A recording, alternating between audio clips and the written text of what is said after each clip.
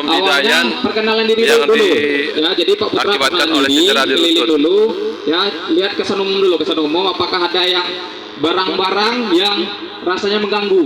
Nah, kita geser dulu. Setelah itu perkenalan diri.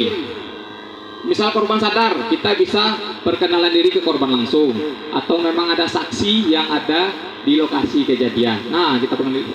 Sebelumnya kita APD dulu, APD kita harus lengkap dulu. Ada helm, latek ya, harus lengkap dulu. Nah, silakan Pak Putra perkenalan diri.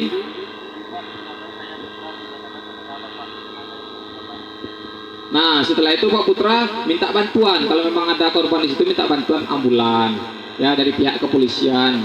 Nah, terus habis itu baru yang Pak Putra sambil melakukan penanganan ditanya, Pak sakit di bagian mana?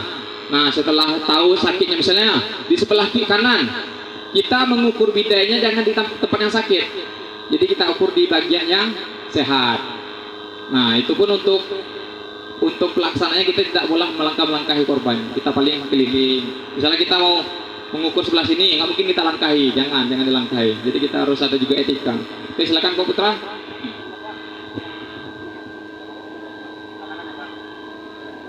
Ya, setelah ditanya, kita ukur di bagian kaki yang sehat untuk melakukan pembidaiannya.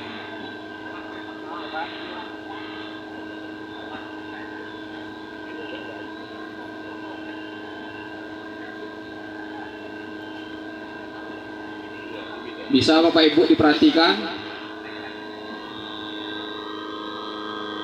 Nah, untuk posisi seorang penolong, mekanika tubuh harus menumpu dua lututnya. Ya, jangan jongkok. Kalau jongkok kita kan tidak tahu lokasi kejadian, misalnya chaos. Jadi orang bisa dorong kita bisa jatuh ke belakang. Jadi harus numpu dua lutut, kita harus numpu ke bawah. Nah, itu kita kasih pelindung, itu namanya padding. Padding itu agar bagian sini terasa lembut, jadi tidak merasa sakit kepada korban.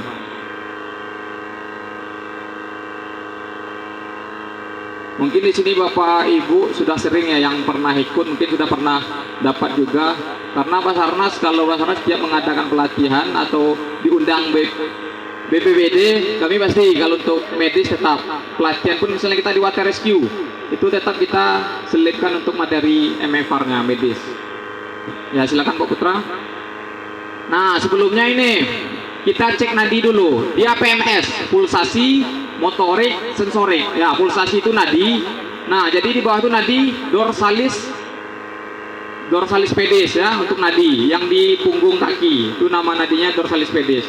Terus motorik kita bisa suruh, Pak, coba gerakkan, Pak, jempol kakinya, Pak.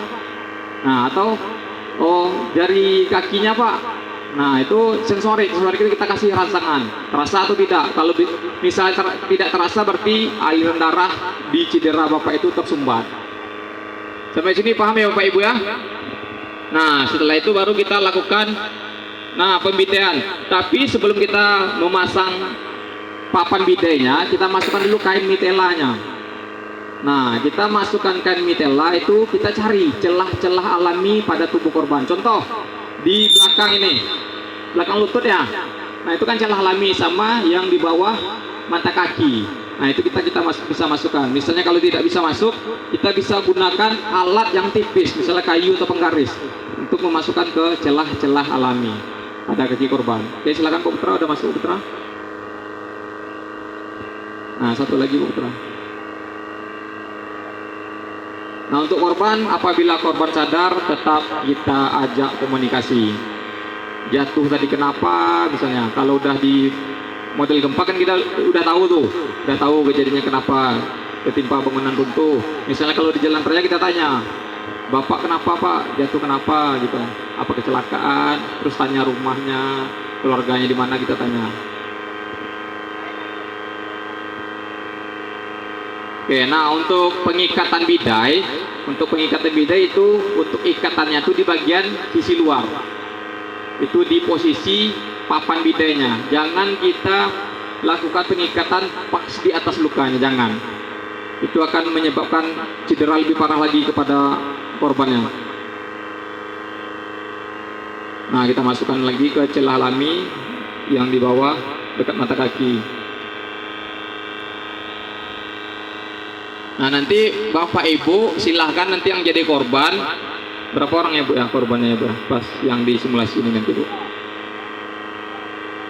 Oh 2 atau 3 ya. Nah, mungkin dari Ibu Rika dari BPBD, mungkin dari Bapak Ibu bisa 3 atau 4 orang. Nah, jadi untuk cederanya pun nanti beda-beda Bapak Ibu. Mungkin ada yang memang luka di bagian kepala, skenario nanti gitu. Ada yang cedera di kaki atau ada yang di tangan nanti.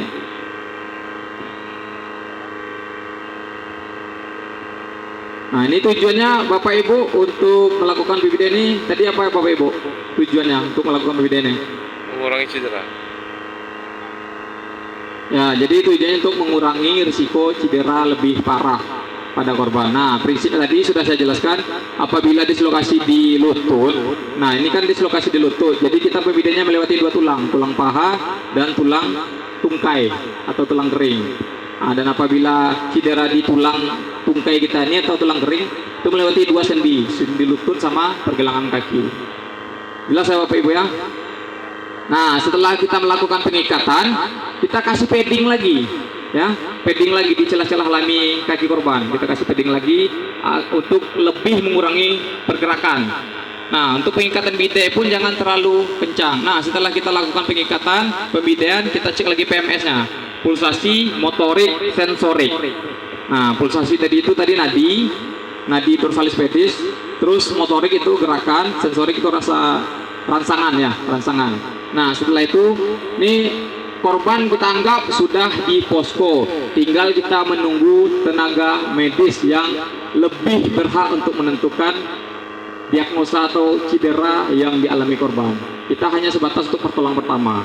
Jangan Bapak datang, ini mati nih, nggak bisa. Itu harus dokter yang memang berpengalaman. Ya, karena Bapak baru dapat materi dikit sini kan, besok ketemu korban Bapak langsung vonis. Ini bentar lagi meninggal nih, nggak bisa Pak. Jadi kami pun sendiri pasangan kami cuma di pertolongan pertama. Jadi untuk setelah kita tangani, kita baru serahkan ke dokter yang lebih berpengalaman. Nah, silakan Pak Putra dibuka Pak Putra.